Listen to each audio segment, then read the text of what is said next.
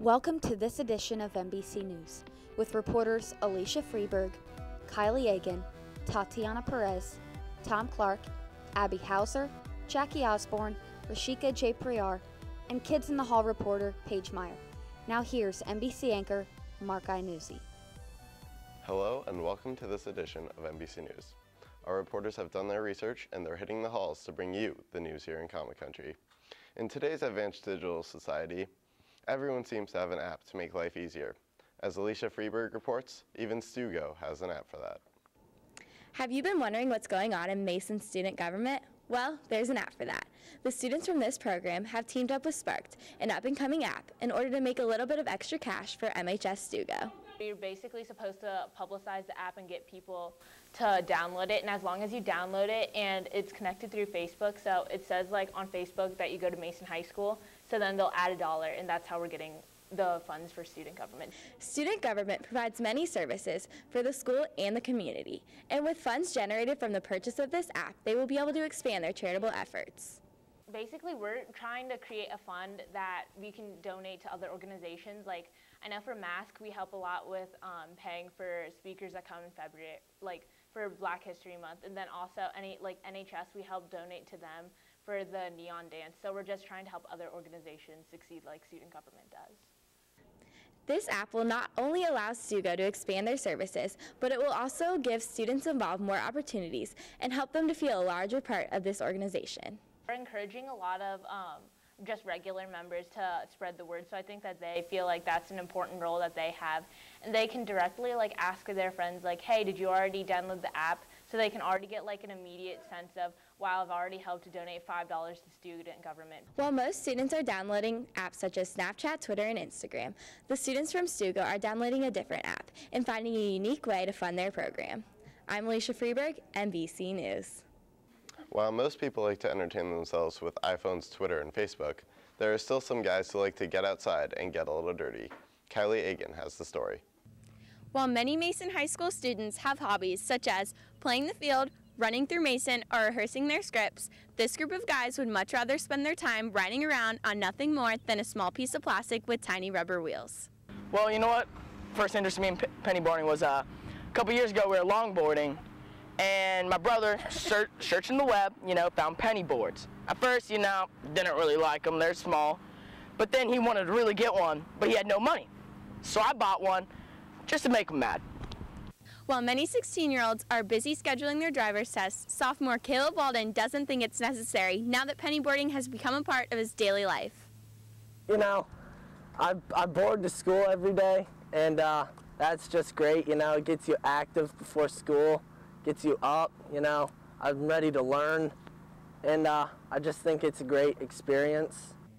Since this group of guys was the first to bring pennyboarding to Mason, Rylan France explains how he feels about other teenagers beginning to pennyboard. I don't know, it's just not my favorite thing because a lot of them say they live the penny life like we do, but none of them really do. So next time you're out driving around, make sure to keep a lookout for the 5 Cent crew boarding around Mason. I'm Kylie Egan, NBC News.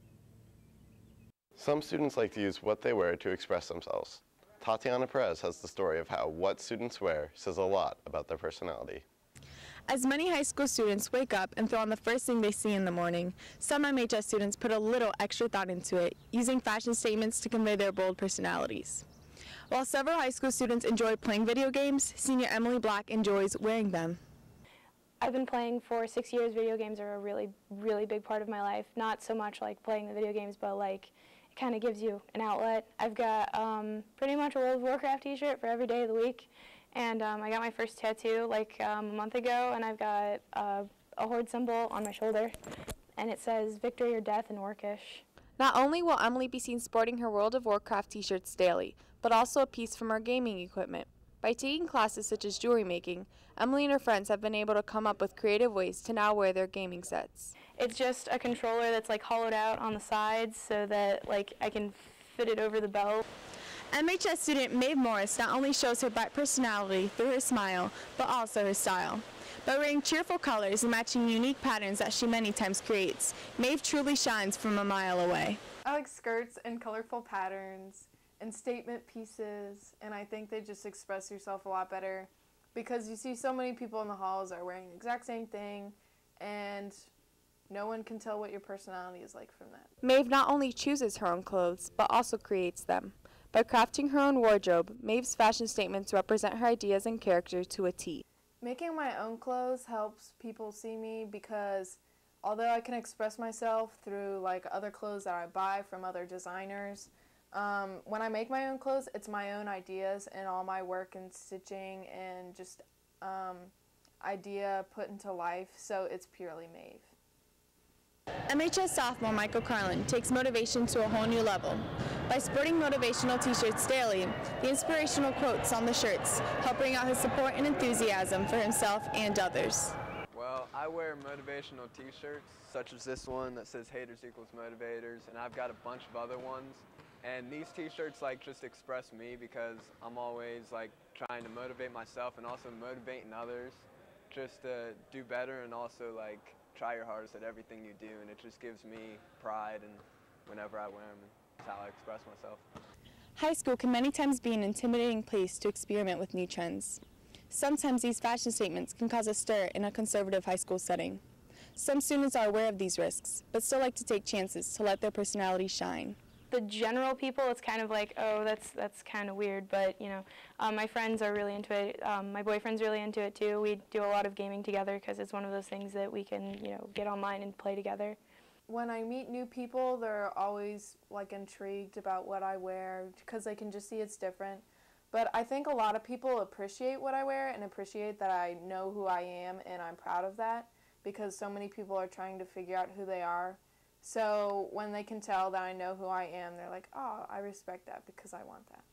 I feel like anyone that tries to put you down should like motivate you to do better and like improve yourself and whatever they're hating on. Through the hustle and bustle of high school, these students still manage to stand out, fully showing their true colors.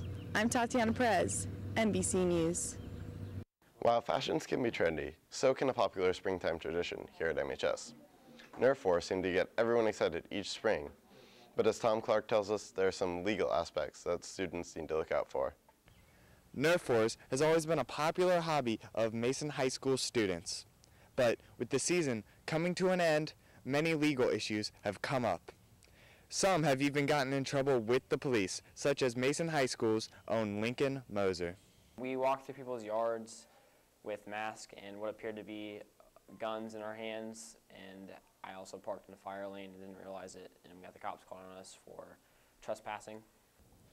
With tactics such as these, there are many risks of getting in trouble with concerned neighbors or even the police.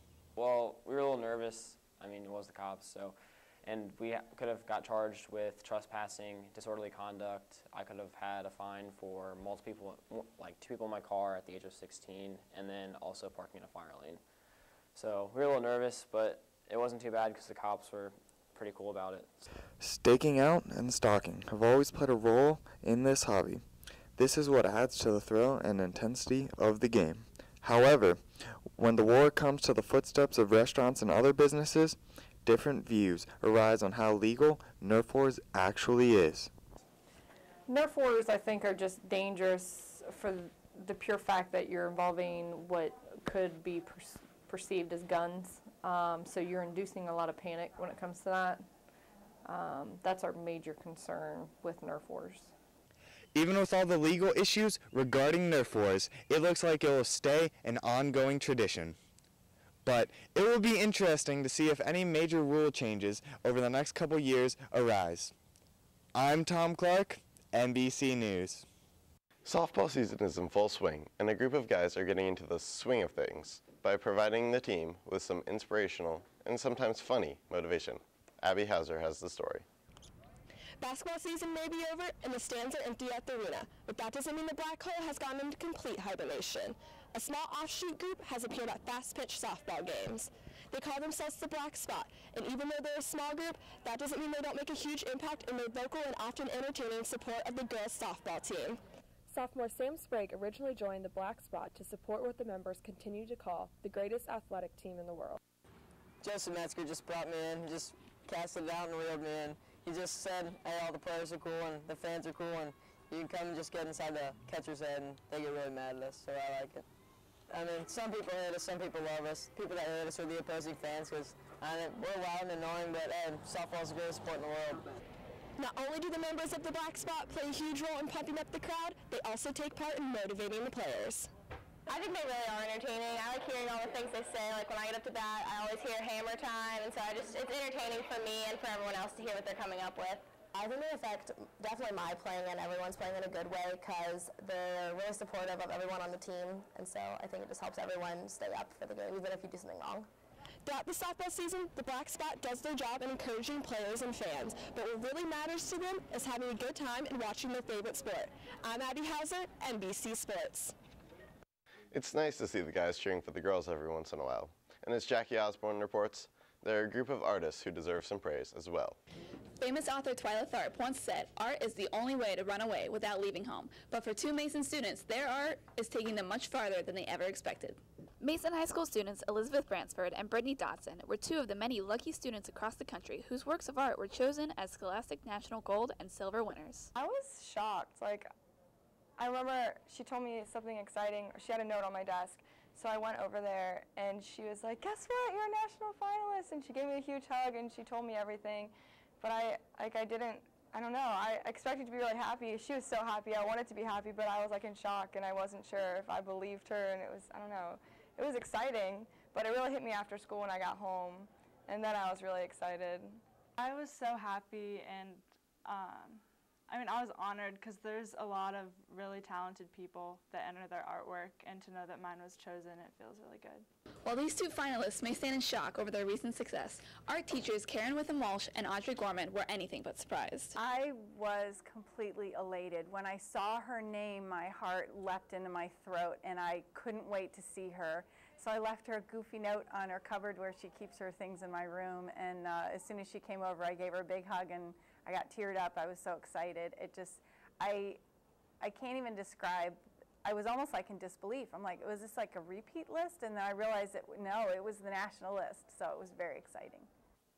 Surprised? No, her work was wonderful, but very, very excited, and just thrilled because we've never had anyone. I've never had anyone make it that far in ceramics, so it's very exciting. Though these talented students may not be considering a career in art, their accomplishment will leave an artistic mark here at Mason High School. I'm Jackie Osborne, NBC News.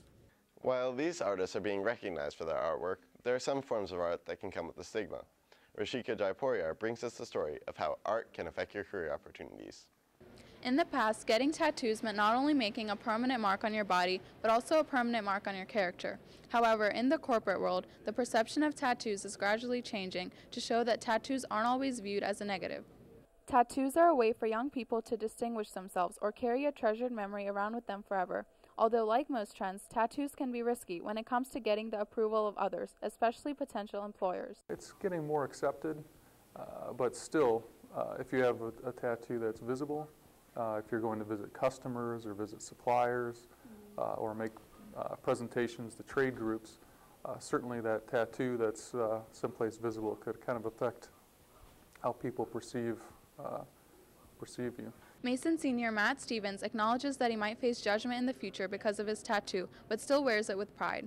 Well, I want to go into broadcast journalism. I feel that I want to do on-air camera and I want to produce stories. I want to be a producer. But when it comes to my tattoo, I feel like people are going to judge no matter what. But I mean, if I'm doing a story, I've never done a story where my tattoo's shown for NBC. I keep it covered because I don't want people to judge me, but in a way, I mean, I'm honoring my grandpa who passed a couple years ago. He played football and basketball at the University of Notre Dame. It's representing his legacy at Notre Dame and just him in general as a person because he was my hero. Although there are certain standards in corporate jobs on what's professionally acceptable, in general, tattoos are becoming less harshly judged. Due to a growing society filled with diversity, employers are experiencing a shift in attitudes when it comes to tattoos. Business teacher and Comment Zone advisor Debbie Gentine is also a former business professional. According to her, there are various factors such as type of company and location of tattoo that play a role when businesses consider job candidates. There are a lot of corporate cultures that are very professional in being that they're very businesslike in the way they dress and the way they behave. So for instance, if someone was being hired for a company like Fifth Third and they went to their headquarters and they attended a meeting, they would probably see a lot of people wearing business attire. You probably wouldn't see any tattoos exposed. Google has a motto that says, you can be serious without a suit. And so what they're saying is, we value creativity and we value a diverse workforce. And so I think with that diversity comes the acceptance of tattoos in that corporate culture. The negative stigma that used to surround tattoos is slowly fading in the corporate world, and they are now being more accepted.